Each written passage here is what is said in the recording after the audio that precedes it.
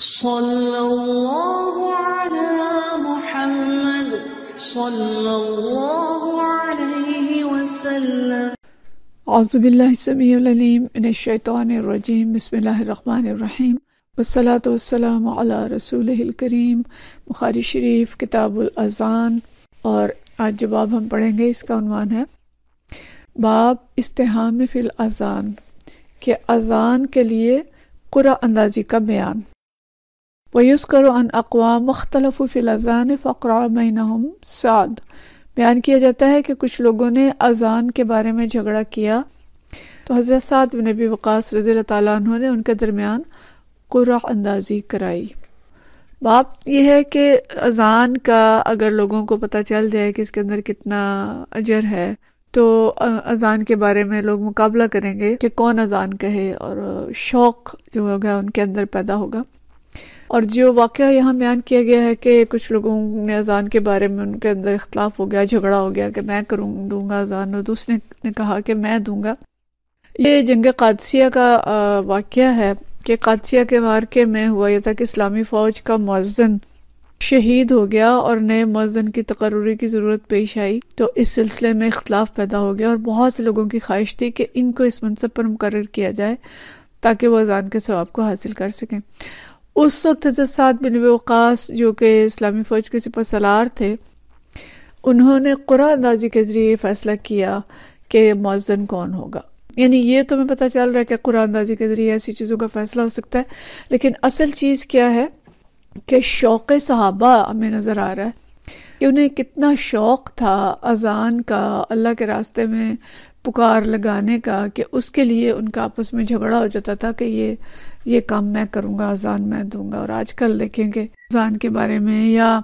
دینی کاموں کے بارے میں ہم متوجہ کرتے رہتے ہیں اپنے بچوں کو بھی اور باقی لوگوں کو بھی، لیکن اب مؤذن کی وہ اہمیت ہم کہیں کہ جو اس دور میں تھی، کیا اس کا اتنا وقار وہ اس وقت نہیں پایا جاتا۔ حدیث اس میں ہے 590، اور یہ حضرت ابو ہریرہ رضی اللہ تعالیٰ عنہ سے اس کی روایت ہے۔ عن ابی ہریرہ ان رسول اللہ صلی اللہ علیہ وسلم قال، ابو ہریرہ رضی اللہ تعالیٰ عنہ فرماتے ہیں کہ رسول اللہ صلی اللہ علیہ وسلم نے فرمایا،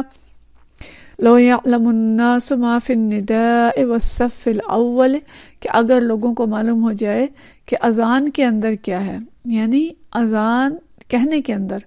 کتنا اجر ہے اور صف اول میں کھڑا ہونے کا کتنا ثواب ہے، ثم لم یجدوا الا، تو وہ اس کے حصول کے لیے کوئی چارہ نہ پائیں، الا ان یستحموا علیہ لاستحموا، کہ اگر وہ قرآن اندازی کے سوا کوئی چارہ نہ پائیں تو وہ ضرور قرآن اندازی کریں۔ ولو یعلمون ما فی تہجیر، اور انہیں پتہ چلے کہ ظہر کی نماز اول وقت میں پڑھنے میں کتنا اجر ہے، لاستبقوا الیہ، تو اس میں ایک دوسرے پر سبقت لے جانے کی کوشش کریں۔ وَلَوْ يَعْلَمُونَ مَا فِي عَتَمَةِ وَالصُّبْحِ، اور اگر انہیں پتہ چلے کہ عشاء کی نماز اور صبح کی نماز میں کتنا اجر ہے، لَأَتَوْهُمَا وَلَوْ حَبْوًا، تو ان نمازوں میں ضرور آئیں خواہ انہیں گھٹنوں کے بل چل کے آنا پڑے۔ تو دیکھیں یہاں پہ نبی کریم صلی اللہ علیہ وسلم نے جن چیزوں کا ذکر کیا ہے کہ اس کے لیے لوگ قرآن اندازی کریں، گھٹنوں کے بل چل کے آئیں، اس میں پہلی چیز اذان ہے،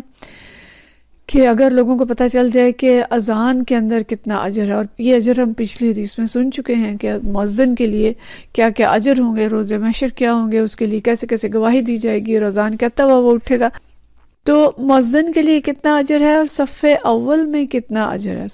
تو اس کے بارے میں آتا ہے کہ مسجد میں جب جماعت کھڑی ہو جاتی ہے اور پہلی صف میں جو لوگ ہوتے ہیں ان پر اللہ تعالیٰ خصوصی رحمت نازل کرتا ہے، اور فرشتے ان کے لیے استغفار کرتے ہیں،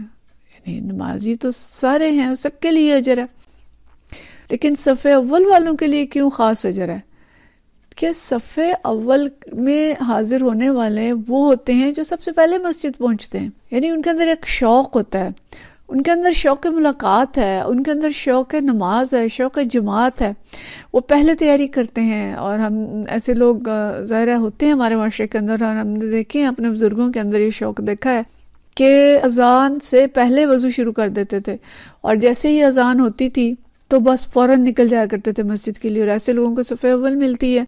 اور جو لوگ بالکل آخری وقت کا انتظار کرتے ہیں کہ اذان ہو چکی اور کافی دیر گزر گئی، اب پتہ ہے جماعت چاہیے، اتنے بجے جماعت ہوگی، اس سے 1 منٹ پہلے گھر سے نکلے تو کیا ہوگا، ظاہر آخری صف میں جا کے کھڑے ہوں گے۔ تو شوق کس کا تھا کہ جس نے اذان کے وقت وضو شروع کر دیا، جس نے تیاری شروع کر دی، اور وہ گھڑی دیکھ رہا تھا اور اس کو پتا تھا کہ اذان اتنے بجے ہوگی، تو اتنے بجے وہ تیار ہو کے اور وہ نکل گئے گھر سے۔ تو اس کا مطلب ہے کہ ان کے اندر تو بڑی طلب ہے اجر کی، اور ان کے اندر تو بڑا شوق ہے اللہ تعالیٰ سے ملاقات کا، اور پہلی صف کا شوق ہے۔ اور پہلی صف کا شوق کیوں ہے کہ فرشتے اس کے لیے استغفار کریں گے، فرشتے اس کے لیے دعا کریں گے۔ تو یہ بڑا ڈفرینس ہے کہ نماز تو دونوں نمازی پڑھ رہے ہیں۔ اچھا، اب ایک تیسری قسم بھی ہے کہ جو مسجد جاتی ہی نہیں ہے، ان مردوں کی کہ جن کے اندر بالکل ہی شوق نہیں ہے کہ وہ اللہ کے حضور حاضری کا، مسجد کے جو نماز باجماعت کا اجر ہے اس کو انہیں احساس ہی نہیں ہے، حالانکہ پتہ ہوتا ہے سب کو کہ باجماعت نماز کا کتنا اجر ہے اور بغیر جماعت کے نماز پڑھنے کا کتنا ہے، 27 گنا زیادہ ہے باجماعت نماز کا، یہ ہم آگے پڑھیں گے انشاءاللہ۔ لیکن شوق نہیں ہے، بیٹھے ہیں، گپے مار رہے ہیں، باتیں کر رہے ہیں، اپنے بچوں کے ساتھ بیٹھے ہیں، دوسرے کام کر رہے ہیں، لیکن اس طرف دھیان نہیں ہے کہ اللہ تعالیٰ کی پکار ہے، اللہ بلا رہا ہے، اور سب کچھ چھوڑ کے، جیسے نبی کریم صلی اللہ علیہ وسلم اہل خانہ کے درمیان بیٹھے ہوتے تھے اور سب کچھ چھوڑ کے کھڑے ہو جاتے تھے نماز باجماعت کے وقت، وہ شوق نہیں ہے۔ تو ظاہر اجر کے اندر فرق ہوگا۔ تو پیارے نبی صلی اللہ علیہ وسلم جو چیز فرما رہے ہیں کہ اگر لوگوں کو پتہ چل جائے کہ اذان دینے میں کتنا اجر ہے اور صف اول میں کتنا اجر ہے، تو وہ اس کے سوا کوئی چارہ نہ پائیں کہ اذان دینے اور صف اول میں کھڑے ہونے کے لیے قرآن اندازی کریں۔ بہت سے لوگ پہنچ گئے ایٹ اے ٹائم مسجد میں، اب سب کی خواہش ہے کہ وہ صف اول میں کھڑے ہوں، تو وہ کیا کریں گے، قرآن اندازی کریں۔ یعنی یہ ایک تمثیل ہے کہ قرآن اندازی کے ذریعے صف اول میں کھڑے ہوں، اور اگر انہیں پتہ چلے وَلَوْ يَعْلَمُونَ مَا فِي تَحْجِيرِ، ظہر کی نماز اول وقت میں پڑھنے کا کتنا اجر ہے، تو اس میں وہ کیا کریں گے۔ یعنی اس کے لیے بھی یہی بات ہے کہ ظہر کے وقت ہم اکثر یا اپنی جاب پہ ہوتا ہے انسان، یا جو کاروبار کر رہے ہیں اپنے کاروبار میں مصروف ہوتے ہیں، یا اگر اسکول کالج وغیرہ میں ہیں تو وہاں سے گھر واپس آ رہے ہوتے ہیں، تو اگر پتہ چلے کہ ظہر اول وقت میں پڑھنے کا کتنا اجر ہے تو وہ اس کی طرف سبقت کریں، تیزی سے یعنی اس کام کو کریں۔ تو ظاہر ہے جاب والے پھر کیا کریں گے کہ نماز پڑھ کے اپنی جاب پلیس سے نکلیں گے، اسکول ٹیچر ہیں، اسٹوڈنٹ ہیں، تو وہ کوشش کریں گے نہیں ہم نماز پہلے پڑھ لیں پھر ہم گھر کے لیے نکلیں۔ ورنہ اکثر دیکھا جاتا ہے کہ نماز کا وقت تو آخری وقت باقی ہوتا ہے گھر پہنچنے تک، لیکن آخر میں آ کے تھکے ٹوٹے مارے باندھے نماز پڑھ رہے ہیں۔ تو اس پہ نبی کریم صلی اللہ علیہ وسلم بتا رہے ہیں کہ اول وقت میں نماز پڑھنے کا اجر پتہ چل جائے تو اس میں بھی لوگ ایک دوسرے پر سبقت لے جانے کی جدوجہد کریں گے، میں دوسرے سے زیادہ ثواب حاصل کروں اور میں زیادہ اول وقت میں نماز پڑھوں۔ چاہے خواتین کے لیے تو بڑی آسان بات ہے، اول وقت میں نماز پڑھ لیں، جیسے ہی اذان ہوئی ظہر کی نماز پڑھ لیں۔ آج کل تو سردیوں کا وقت ہے، 11:15 بجے نماز کا ٹائم ہو جاتا ہے، 12 بجے ہو جاتا ہے، 12:15 بعض علاقوں میں۔ تو مطلب یہ ہے کہ اپنے اوقات کو اس طرح سے ایڈجسٹ کیا جائے، اس طرح اوقات کو سیٹ کیا جائے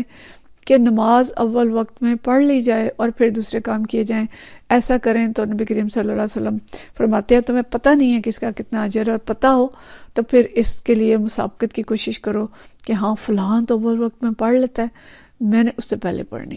میں نے اس سے زیادہ اجر حاصل کرنا ہے۔ یا فلاں خاتون کو تو ہم دیکھتے ہیں اللہ اس کی تو نمازیں بہت اچھی ہوتی ہیں، وہ تو بہت بر وقت نماز پڑھ لیتی ہے، میری نماز رہ جاتی ہے، بس آج میں نے اس سے پہلے پڑھنی ہے۔ یہ ہے مسابقت۔ اور اگر یہ پتہ ہوتا کہ عشاء کی نماز اور صبح کی نماز میں کتنا اجر ہے، یعنی یہ نماز باجماعت کا خاص طور پہ ذکر ہو رہا ہے، ویسے بھی نماز عشاء اور فجر دو نمازوں میں سستی ہوتی ہے۔ اکثر ماؤں کو ہم سنتے ہیں کہ جی بچہ تھا اس کو سلاتے سلاتے سو گئی اور پھر اٹھ کے نماز پڑھی، رات کو ڈرامے دیکھ رہے ہیں، ٹی وی دیکھ رہے ہیں، نماز میں دیر ہو گئی ہے، نماز کی توجہ نہیں رہی۔ تو نبی کریم صلی اللہ علیہ وسلم فرما رہے ہیں کہ اگر لوگوں کو پتہ ہو ظہر کے وقت بھی مسجد جانے کا اور عشاء اور فجر میں مسجد جانے کا کتنا اجر ہے تو لوگ گھسٹتے ہوئے ان نمازوں کی طرف آتے، گھٹنوں کے بل ان نمازوں کی طرف آتے، یعنی بہت مجبور ہوتے، نہ جا سکتے،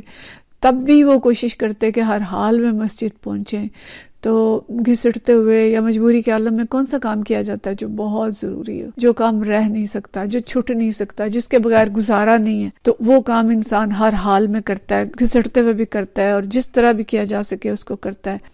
تو یہ ہمیں اپنے معاملات میں دیکھنا چاہیے کہ کون سے ایسے کام ہیں جو ہماری ترجیح اول ہوتے ہیں اور ان کو ہم کسی حال میں ترک نہیں کرتے. جاب ترک نہیں کرتے نا، کاروبار ترک نہیں کرتے، کیونکہ ہمیں دنیا میں ان کے اجر کا پتہ ہے. ہمیں پتہ ہے کہ اگر میں جاب پہ نہ گئی یا گیا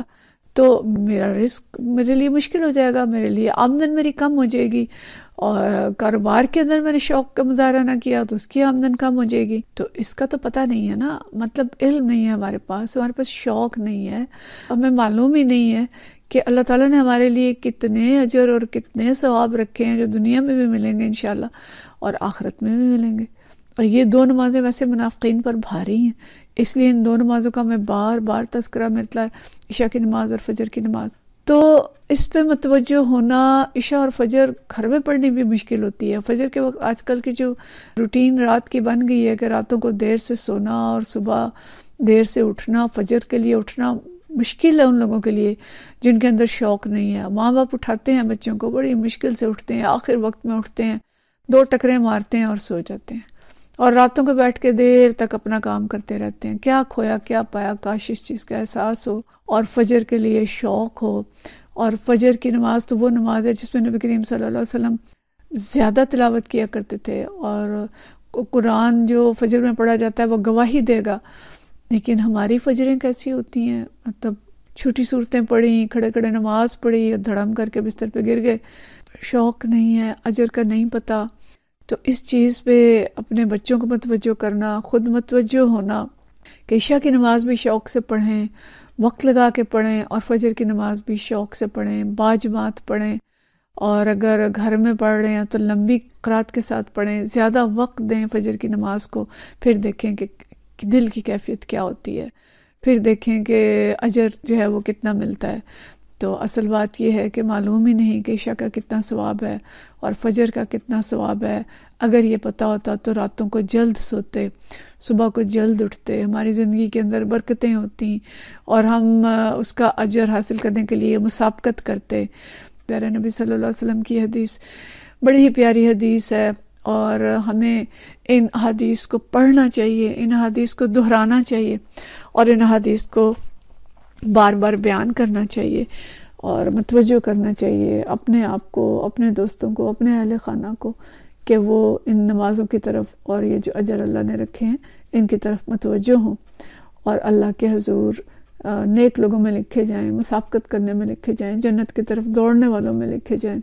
اللہ ہمیں ان لوگوں کے اندر شامل کرے، بہترین اجر پانے کا مستحق بنائے. وآخر دعوانا ان الحمد للہ رب العالمین.